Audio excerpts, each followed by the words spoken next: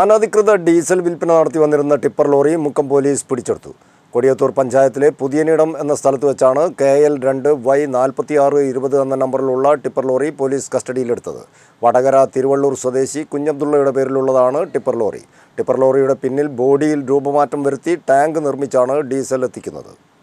അനധികൃത ഡീസൽ വിൽപ്പന നടത്തി വന്നിരുന്ന ടിപ്പർ ലോറിയാണ് മുക്കം പോലീസ് പിടികൂടിയത്. കൊടിയത്തൂർ പഞ്ചായത്തിലെ പുതിയനിടം എന്ന സ്ഥലത്ത് വെച്ചാണ് KL2Y4620 എന്ന നമ്പറിലുള്ള ടിപ്പർ ലോറി പോലീസ് കസ്റ്റഡിയിലെടുത്തത്. വടകര തിരുവള്ളൂർ സ്വദേശി കുഞ്ഞബ്ദുള്ളയുടെ പേരിലുള്ളതാണ് ടിപ്പർ ലോറി.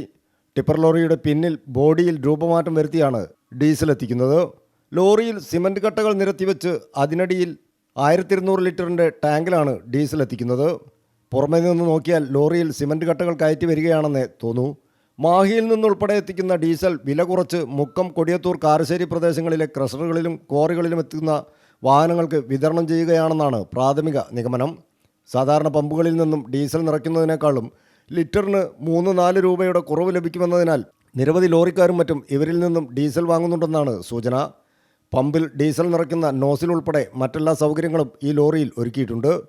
മുക്കം പോലീസിന് ലഭിച്ച രഹസ്യവിവരത്തിൻ്റെ അടിസ്ഥാനത്തിൽ മുക്കം SI ജെഫിൻ രാജുവിൻ്റെ നേതൃത്വത്തിലുള്ള പോലീസ് സംഘമാണ് പുതിയനിടത്ത് വെച്ച് ലോറി കസ്റ്റഡിയിലെടുത്തത്.